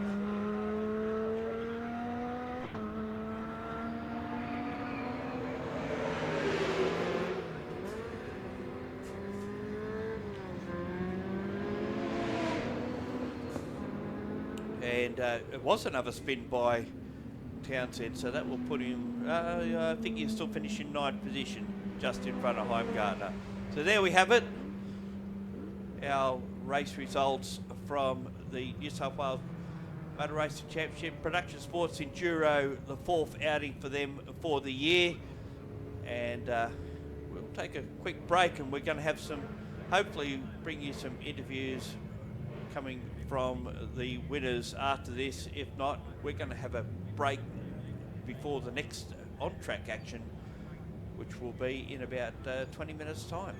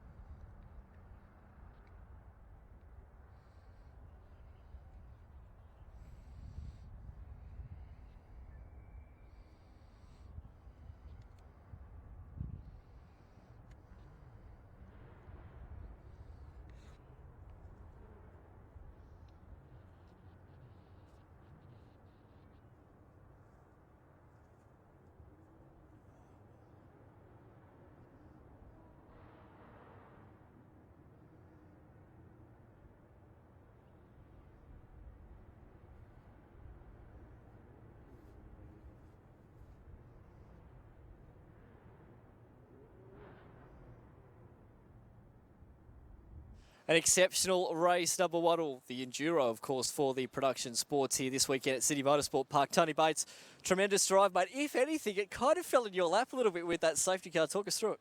Yeah, no, I don't think it did, because I had a good lead on the two pro guys that were going to get in the race after the AMs handed over. So safety cars weren't going to work for us because it condensed the lead that I had on their AMs. So after the first one, we managed to get another good gap, and the Medeki car was obviously the one that was going to try and chase us down with George once George jumped in. And then we sort of bunched up again after a safety car, and I thought, okay, it's going to be on for the last 5 laps. But I saw him pull in after the safety car out, so I don't know what happened there. But no, it was good. It was pretty action packed. There was a couple of incidents out there, but you know, a lot of those slower guys were really good today. Like they drove well, and they gave you room when you were passing them, so it was a credit to the whole field. Whilst we got you for a moment, obviously 1 hour race here at Sydney Motorsport Park, you've had some long enduros here over the last couple of years. How does this event compare to some of the others that you do here? It's really cool. Like, it's just a great weekend, great relaxed event. I think it's been really well run with some challenges over the last few days where we've lost some time due to some pretty bad incidents. But the track's played really good today. The conditions were perfect. You know, the 1 hour races and those type of enduros are a lot of fun. You know, there's a little bit of strategy involved, and you know, passing cars is always fun. What's coming up next now for you? So we've kind of used this as a bit of a test for the V8 round. We've got the Australian GT. We've got the second last round there before we go to New Zealand. So looking forward to that in about 4 weeks. Let's touch on that for a moment, because that's going awfully well for you so far this season. Yeah, we've managed to be in the lead of the championship now, which was a bit of a surprise and a bit of a bonus. So managed trying to keep the jobs to try and keep it together now. And you know, the sprint series, the 3 40-minute races will be a lot of fun. And then we get back to a 3 hour enduro with Dan Gaunt in the car. So looking forward to that in New Zealand. How's Dan going in with the team here? I mean, I know he spent some time here, but you two probably joke around a fair bit. He loves his Snapchat and Instagram, that's for sure. But Does he get you involved in that, or what's the go? Absolutely, yeah. I gave him a serve yesterday because he was starting to film me while I wasn't watching, so I wasn't happy about that.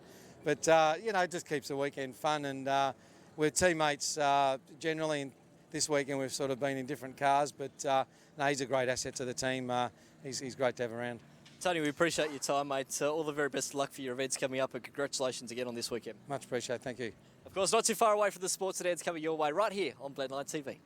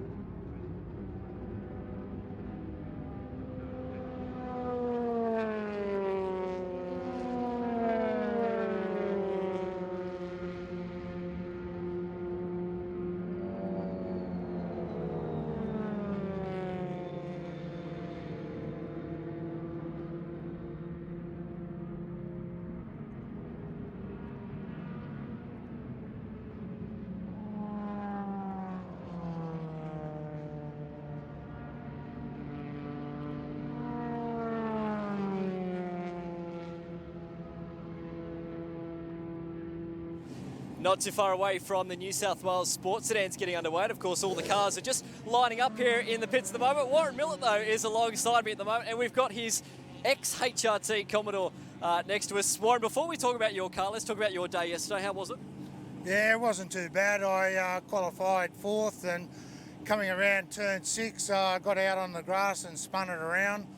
And about 3 laps later, I did the same thing. I just changed down and too early and spun it. And it was all catch up from there, but I ended up 6th in the end, so it wasn't too bad a run. Whilst our camera crew have a look around your car, let's talk a little bit about it. Give us the history of your car and where it first originated from. Yeah, it was originally Mark Scaife's car. McNelly bought it. He had it for 3 years, and I bought it off him, and came with no motor. So when I bought it, we put a new motor from Walkinshaw in it, and it's been running perfect ever since McGuthrie's been looking after it. It's been faultless. What's it like around here at Sydney Motorsport Park? Oh, it's a really good circuit. It's obviously Bathurst is #1 circuit, but around here is pretty good, and Phillip Island. And you've obviously got the Kumo tyres on it as well. I mean, what's the characteristics of them like in a race? I mean, are you really sort of fiddling a lot with tyre pressures before a race to make sure they're right? Yeah, it takes a while for them to come on, but once they come on, they last a bit longer, and they grip up fairly well. And I mean, you've done a lot with motorsport. Obviously, you've driven so many different things. How does this compare to something like a Ute or something like that? Oh, yeah, there's no comparison compared to a Ute. You know, these have got a lot more technical issues with them, whereas a Ute, it's just like a production car. And radial tyres, I think the Ute should have gone on to slick tyres, actually. That would have been interesting, wouldn't it, eh? Yeah, a lot better. Hey, tell us, what's going to be the critical thing for this race, do you think? A critical thing is not to spin the car at turn 6. Oh, don't do that, don't do that. Hey, Warren, all the best of luck, mate. Go get him. Thank you. Thanks, mate. Warren Millett about to step in that car. Thank you very much. We'll get the headshake. There we go. So let's have a bit of a wander through at the moment. So cars just getting ready, of course, for this sports sedan race. The drivers are in the cars at the moment, not too far away. So we'll have a chat with Grant Dillman if you want to come down here a little bit. They're just trying to get some of the excess fuel and fumes out of the car. So we might jump in and have a chat here with Grant at the moment. I'll jump in. Thank you very much. I'll jump in. Grant, this is like home, mate. Sitting in the car, waiting for it to get underway. What's this moment like before you get going? I'm a little bit weird compared to other people. I normally have a snooze. This is the wakest I've been all day, so... Well, that's not because we interrupted you, is it? Oh, no, not of course, no. The fumes here at the moment, the car sort of cross across the cars, and it's keeping me up, giving me a bit of a pep to get out there, but no, normally on these colder days, it's nice and toasty. You just have a little bit of a nod off it and just sort of wait for the siren to go, oh, we've got to go. Hey, mate, you've had a great season so far, coming to this weekend leading the points. What's going to be critical then, do you think, on this race? There's a couple of things going on. I'm trying not to think about the points because, look, we're only just halfway through the season, so anything can happen. It's really close. Simon next to me is doing an awesome job. It's really, really close, so probably not to break down and keep circulating is the key to this championship. And, you know, Steve's out the front. He's doing cracker lap times. He's bloody quick, so I don't know that it will catch him yet, but we're trying to. Great, all the best of luck, mate. New car as well, isn't it?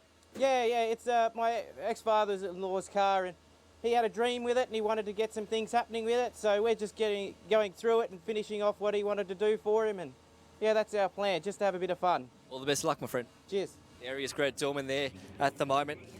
What we'll do is we'll come this way for a moment, and we'll keep having a look at some of these cars here at the moment as well, and of course the glorious machinery that's down here at the moment on the dummy grid. Hence, for instance, this Mustang down here. In fact, of course, it is left-hand driver's side door as well. And of course, a couple of issues for this particular car yesterday. I hear that there was an old broken axle or something apparently possibly with this car yesterday. That's correct, buddy. We've battled hard to get this here this weekend. The motor's been in and out twice on a rebuild gearbox. We've had a couple of little issues, but we had it all running right. I mean, it's right on the money, but we just snapped an axle yesterday.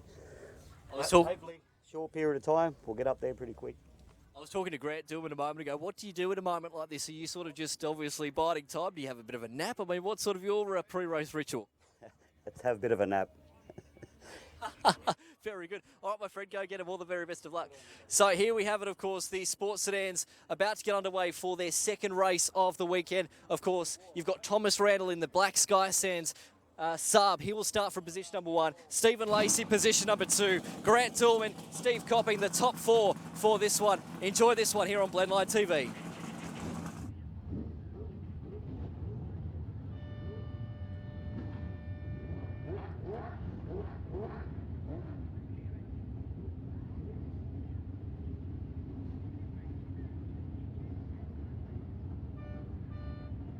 At these points. I missed that. What was that?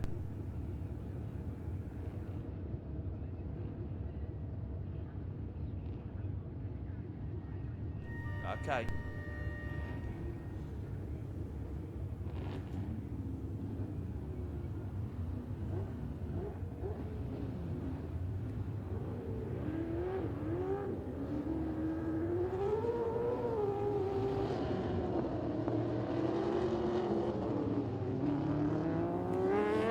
Tango is bringing you this round of the New South Wales Sports Sedan Championship. We just had Brian Van der Wacker down in pit lane, or in the dummy grid more precisely, talking to some of the drivers. It's great to get that bit of an insight into what goes through their minds as they go through that nervous wait before heading out for what is effectively race 2 for them this weekend. Here's the map of the track. As you can see, 11 turns, 3.93 kilometres in length. First race in 1994. Current Sports Sedan lap record held by Jack Perkins, 1:28.1783. Stephen Lacey was the fastest qualifier yesterday, the first time that he'd broken into the 29s, and it's actually the fastest lap around here by a New South Wales based, or in the New South Wales Championship, to grab pole position. As you probably already know, Thomas Randall won the initial race yesterday from position 6 on the grid. Lacey was second, Grant Dillman third, Simon Copping fourth, Joe Said fifth, Warren Millett, despite having that spin, came over the line in 6th position. Now Randall's position 6 from practice from qualifying was caused by having a new muffler system fitted to that car and just doing the engine tune on it. They weren't too perturbed by it all, and it didn't take them too long to go through and take out the race. Of course, this car is on its way to Queensland for the next round of the Australian Sports Sedan National Series, and that's on at Queensland Raceway last weekend of July. So it's a good opportunity to, on its way up, give it a run, give some new bits and pieces a tweak as they brought it here. They were here only a couple of weeks ago to run at Muscle Car Masters and had a clean sweep of race wins there. But they form up. Of course, it's a rolling start for sports sedans, both nationally and in state competition. Of course, they're fairly lightweight clutches. It's easier to get them off the line this way. And it'll be Randall from Lacey, Dillman, Copping, Said, as we said, in the little rotary powered Fiat. Then, of course, Millett and the two Kulfers, Steve Kulfer and Michael Kulfer, in their Oz trucks. And here they come down to the start. Stand by for the sound of thunder. They get off the line, and Lacey was the best one away. He'll lead him down into turn 1, gets the better of Randall off the line. Lacey renowned for his very fast laps on cold tyres and leads the Sky Sands Saab into turn 1, although Randall is attempting to go around the outside. He won't do it quite there. So Lacey will lead him as they head around across the top of the tunnel for the first time. Already a little gap back to Dillman in third spot. Now Dillman leads the series coming into this round, so he wants to just keep ticking over the points.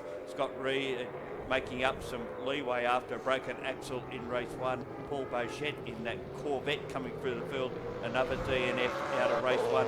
They're filtering their way through the chassis-based Class C cars at the moment, and already knocking on the door of the top 10. As you can see, the two Kulfer Oz trucks just up ahead of him. We've got Brian Van der Wacker back with us after that torrid march back from the dummy grid.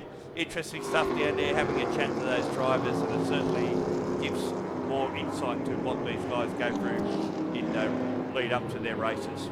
Yeah, really good to speak with Warren Millett as well. Of course, that car has a long history, of course, in Australian motorsport as well, and it was good for him to give us a moment to explain that as well. And I know a lot of people were talking about that, particularly in yesterday's coverage, the history of that car and where it particularly first originated from. So Lacey leads this one, Randall in second. The interesting stat before this one is that both, look at Randall warming up the tyres. The interesting stat heading into this one is that both Lacey and Randall have 3 race wins this season. So whoever wins this one will be new top race wins of the season. Yeah, the other interesting thing you notice there, Randall weaving a lot. The problem we've had with this car is getting heat into the tyres. We've seen it down at Wakefield Park in the Sunday morning race there as well, and Randall spent a lot of time just trying to generate some tyre warmth and couldn't get it, and ultimately finished second in that race to Tony Ricciardello. It was also a round of the National Series. So again, having this drama of getting heat into those tyres where Lacey seems to not have that drama and seems to be able to get more out of his tyre early in the races. It's just the latter part of the races where Randall, when he does get some warmth in the tyre, will come on strong. Yeah, much like what we saw yesterday, of course, just past that half race distance as we watch a couple of the cars more towards the field. We've got Beauchet there moving forward. Issue in that Kabara yesterday as well, and he had to fight his way through the field. The interesting thing about those two cars, they're both Trans Am cars as opposed to Sport Sedans, just slightly different in their configuration, and although they generate about the same sort of lap speed. Now that's Paul Beauchet in the Corvette. It's got a NASCAR Dodge engine in it, whereas the Ford Mustang obviously running a Ford 5.8 litre or 558 cubic inch motor in that as well. So our leader at the moment is Steve Lacey. His gap at the moment is 1.4 seconds, and he is the fastest man on circuit, a 1:31.7 on that last occasion. Third place Pillman, Dennis Copping, his teammate in fourth. Beauchet ahead of Millett and Reed. Now they've come from the back of the field, Beauchet and Reed, so good charge from them. Joe said in the little rotary Fiat's in ninth, and Mark Duggan in the Aston Martin Chef Powered, of course, and a DNF out of yesterday has come back, and actually he didn't. He finished yesterday's race, but well down the field. He's coming back through now, learning this car. He's been out of sport for quite a while and bought this car off Kerry Bailey. They've made a couple of changes to it, and they're just getting their heads around that as they set this car up. Here it is coming over the hill, just ahead of the two Kulfa Oz trucks, and a big part in the Nissan, the next one through, the chassis car with the Chev under the bonnet in front of the firewall, which is very untraditional for a sports sedan, but there you go. That's the way they run in the lower divisions of sports sedans. Almost an improved production car with a few more bits and pieces, a few more liberties, you might say, as well as a slick tyre. So just watching them, of course, working around the back of Corporate Hill right now. Thomas Randall has done a best time to the second sector right now, so he's 7/10 away now from Stephen Lacey out in front. So we're watching the battle pack just outside the top 10. Lacey comes back across the start-finish line. The margin now is at 9/10 of a second, and a new fastest lap now for Thomas Randall, a 1:30.7. So he is making his way forward now, the charge towards the race lead as we watch some of the battle packs deep in the field right now, and obviously all fighting for class honours as well. And here it is, Thomas Randall down the inside at turn number 2. Change for the lead. Lacey will try and work him on the inside through turn number 3, but it's no can do for Stephen Lacey. Thomas Randall is marching his way to a 4th win this season for the New South Wales Sports Sedans.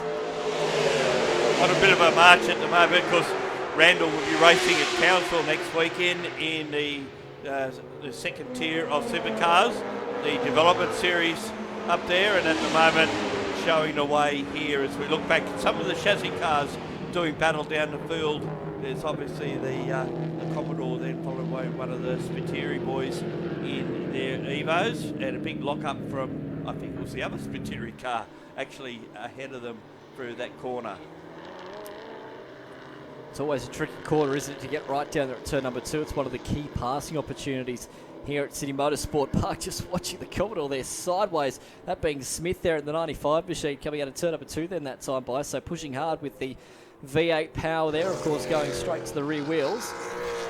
Yeah, you often see that car dicey with the silver Commodore that's out there. That's the Moynihan car which is just a little bit up the road from at the moment. Here's Brent Geiser in the BMW, I think it is, a DNF out of yesterday's race, and coming through from near the back of the field at the moment. I think that's that car.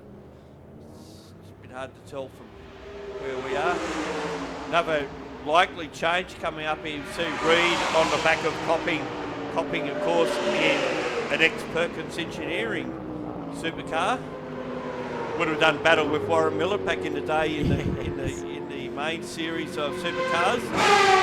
And you can see the Trans Am trying to push its way down the inside, and Copping's not copying any of that, and pushes him back to second, pushing back behind him again.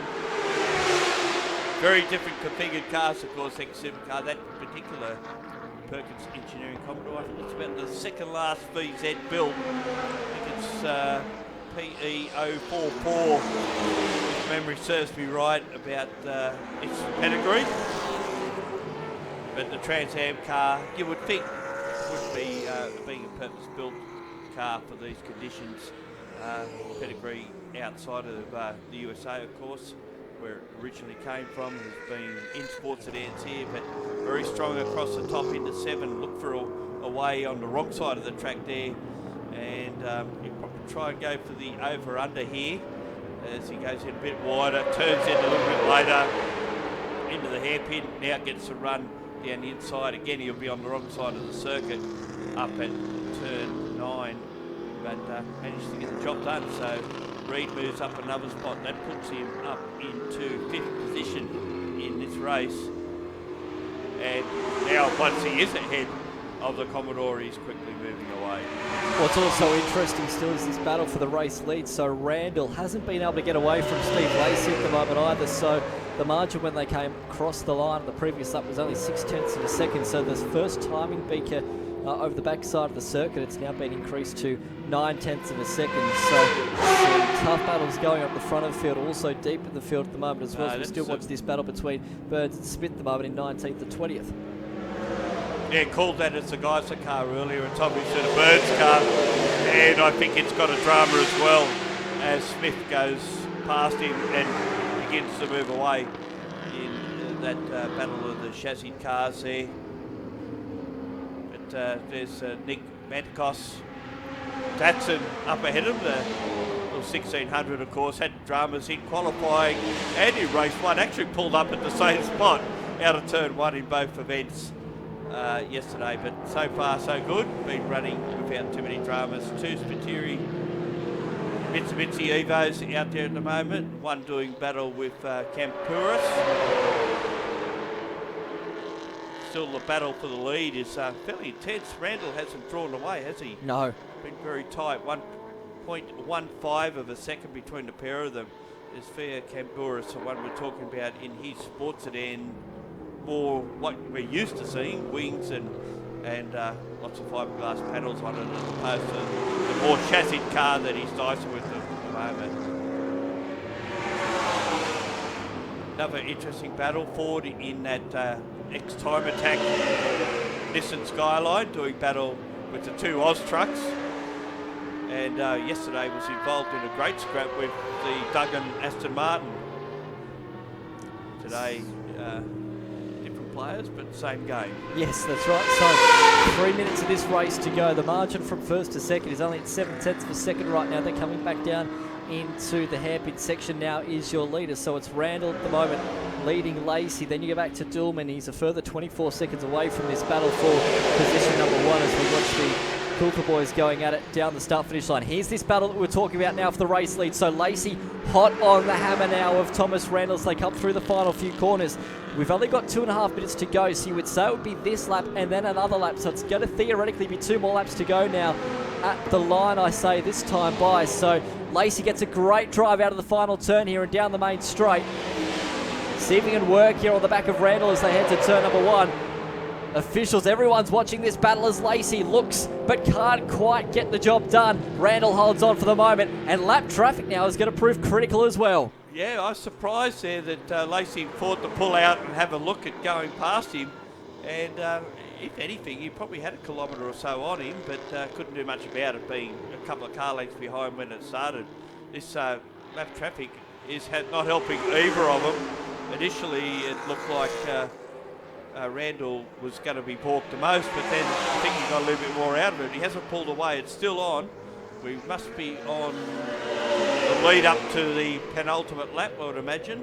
And Randall, all sorts of sideways, and now Lacey tries to get in the outside of turn 6 and gets the job done. So Lacey gets the lead back ahead of Randall with about what we assume would be about a lap and a half to go. This has been a great battle, hasn't it? Maybe it's a case for Randall that the pressures weren't right in the car when they started this race. It might have been a bit too high, and therefore the car's a little bit squirmish now towards the back end of this race. As you can see it again, it's very graphic, isn't it? Particularly coming out of the hairpin in that time by very much on the rear end. And it's going to be fascinating once we get up to this lap traffic. It's also critical now to get a good drive out of this final corner to slingshot yourself down the main straight. Well, at the moment, this without taking anything away from the efforts that Steve Lacey has done with this Camaro to build it up to what it is a boiler. Simon Copping having a big lose out of turn 5. And I think that's all tyre smoke. Well, I hope for his sake it is. That is a massive lose. And it's not just 1, 2 or 3 flat spotted tyres. I think there's a whole 4 he's done the set there. And here we go, coming up to what will be the last one. We're on the last lap as we speak. Now, can Randall get this lead back on the last lap? His opportunities, well, there's a fair few of them actually for a car of this nature and a driver of this talent to get the lead back. But Lacey knows his way around this place, there's no doubt about that. Raced here for a long, long time, and right now he's actually gapped a little bit further than what we would have expected. They were very tight out of 2, but Randall's just following back further now, so one suspects that he hasn't got the car under him at the moment to take the challenge up to Lacey. Lacey has pushed that gap out. It wasn't 0.2 of a second, but certainly a lot more than that now. Certainly has been a man of the match performance here for Stephen Lacey as he works his way now through the final portion of corners. He was in front to begin with and then had to surrender the race lead at one point there to Thomas Randall before then taking that lead back, and it looks like Randall's car just hasn't quite had the, I suppose, car set up to take this result. So Stephen Lacey, it's his going to be 4th win of the season and a comfortable win at the end as well. Lacey gets the job done. Thomas Randall will come home in 2nd spot, and Grant Dillman will round out the podium in position number 3. Yeah, certainly a great result there. Try and catch up with the winners and find Steve Lacey in the pits and have a chat to him. He'll be over the moon with that one. We're following the battle here. Was not so much a battle, but it's a Grant Dillman coming around the top turn, and he'll take 3rd position and maintain his lead in the point score at the moment. And 4th position will be the Trans Am Corvette in the Corvette, Dodge-powered Corvette, who will lead home Scott Reed. And both of them have come from the back of the field, gets them up into positions 4 and 5. And the next one across the line should be Warren Miller. Here we have the Coulter son and father. 17 would be Michael Coulter, 7 is Steve Coulter. They're in 11th and 12th position, so actually lost a couple of spots here with Ford in the Nissan actually getting past them and moving away. But at the moment, Steve Coulter claimed the first race over his son. It looks like the son is going to reciprocate by taking this one in the Oz trucks. Both of them looking at maybe moving into a TA2 car in the future to supplement what they're currently doing, or moving on to something else. And as a pair come down the line, 4th finish for that team. As you can see on the Heroes Auto Host scoreboard, it's Steve Lacey who took the win ahead of Thomas Randall, Grant Dillman in 3rd, Paul Beauchet in 4th, Scott Reed 5th, and Warren Millett was the 6th one across the line. It was a pretty interesting race, and one we didn't expect to finish the way it did. I know that the Saab really suffers under cold tyre temperatures, and perhaps that's one of the reasons why he hasn't been able to pull out a win here in this, the second of 3 races at round 4 of the New South Wales Motorsport Sedan Championship. Coming up, we hope to have some interviews with some of the leading protagonists in this race. In the meantime, we'll take a short break and we'll be back with more.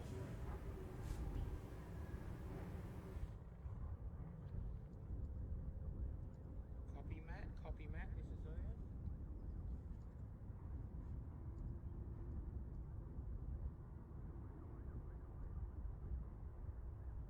Copy ready.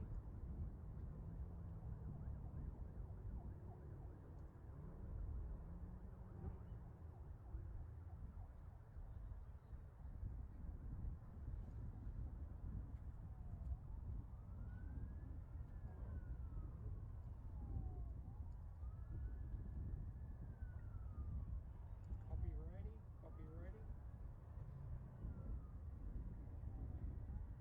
Can you hear me okay?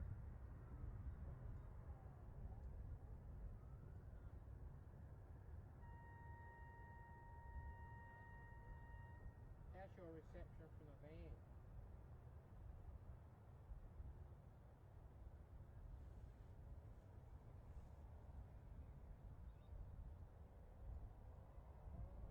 No, I'm trying to suss out what's causing this radio problem. It might be these power lines.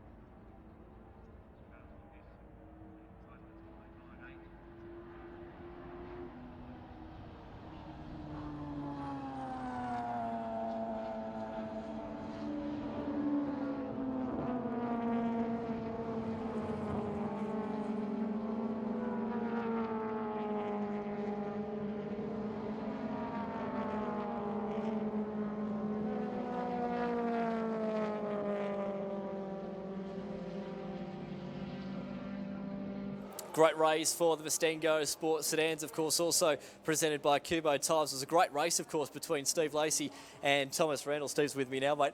You were saying off camera a moment ago that was probably one of the best races that we've had in this class now for some time, the battle between you and Thomas Randall. Absolutely, yeah, that was a strong battle. Obviously being able to take it up against the national guys is always a good thing, and on the home track for us, which is great. And yeah, look, a bit unexpected, I must admit, and a lot of hard work. Talk us through the race, though, setup-wise. How was the car? Look, the car was great off the start, and obviously got a good jump and got in front. Obviously Thomas's tyres came in, and he got that move on me, and just hung in there and just kept at it and kept at it and kept at it. The slower traffic obviously played a little bit for us, which is always, you know, a good advantage, or like yesterday it was a disadvantage. But yeah, those last 2 laps I sort of had my measure, and I thought it's just a case of taking the spot and going for it. What's going to be key now in the trophy race a little bit later on this afternoon? Look, I think it's much of muchness. We'll go again the same way. The car's running beautifully, so nothing to change here. Just put fuel in it and go again. What do you reckon of Thomas's car? Because it looked like it was a fair bit squirmish there towards the end. Do you think maybe tyre pressures had something to say for that? No, I'm not too sure how Tom sets the cars up. We all set them up differently, so they race at different parts of the race, I guess. That's really what it's about. Steve, go get him in race 3. Will do. Thanks, mate. Stay with us because we've got Grant Dillman over here. We'll bring you along, brother. Nice job, 3rd in the end. Talk us through your race. How was it? It was a little bit lonely, to be honest. I didn't have a lot of people around me, but I could see in my mirrors Paul was coming very quick, and I kind of had to keep my eye on the road and not make any mistakes and keep him at bay. So every little point counts at the moment. Do you reckon you got anything for those boys in front in race 3 this afternoon? Oh, I don't know, I got that pace. We'd hope to be that quick. You know, the car was built in '97. It's not a new car. And slowly over time we're developing it, putting new bits and pieces in it, and getting it to a point where hopefully it will match them, but maybe by the end of the year we'd be able to keep up, or possibly next year, yeah. You going to change anything setup-wise? Got to keep secrets within the team. I knew they'd play the secrets game. No, I did a video for Blendline not long ago on an upgrade we did to the car, and it'll be coming out soon, hopefully. And you know, as much as there's secrets in sports sedans, everybody's mate, and everybody gives you tips and ideas, whether they're good or bad. But no, we've got a few tricks up our sleeve yet to try. He's not going to tell us. He's not going to tell us, Grant. Appreciate your time, mate. All the best of luck in race 3. Thank you. There he is, Grant Tillman. Of course, make sure if you're on the YouTube channel, you stay with us, because in around about 40 minutes' time, we'll have the production touring car race coming up. And then, of course, we'll round out the day with our sports sedans as well. If you're watching on Facebook, we'll stop the stream here and we'll continue it again, as I mentioned, in around about 40 minutes' time. But if you want uninterrupted coverage, you can stay with us on YouTube. But hope you're enjoying the action, of course. Round 4 of the New South Wales Motor Race Championships right here at Sydney Motorsport Park on Blendline TV.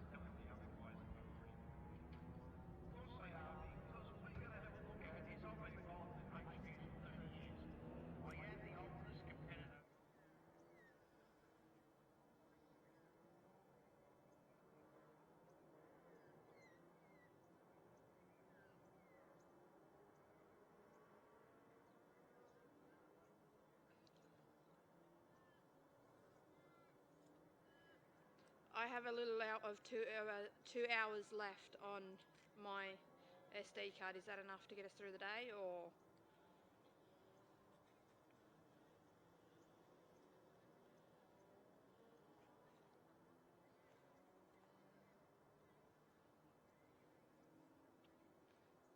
I have a little over 2 hours left on my SD card.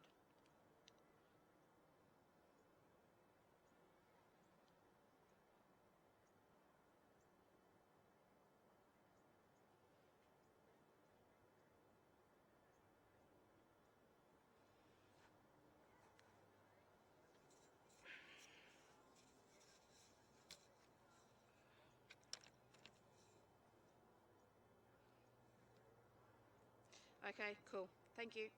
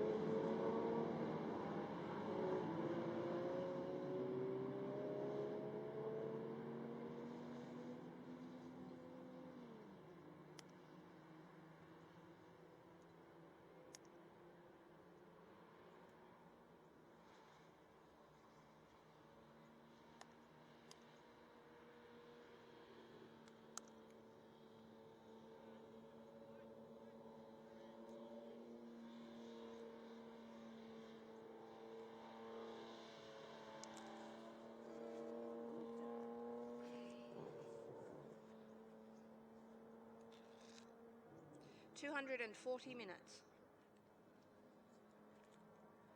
240 minutes.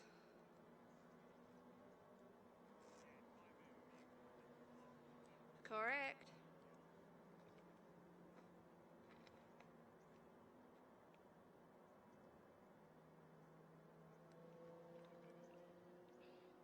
I have two. I have a little one and a medium one.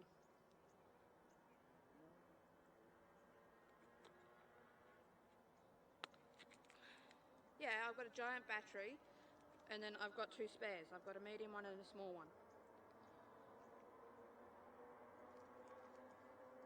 No, I started today with the big one. I've only had the big one in all day.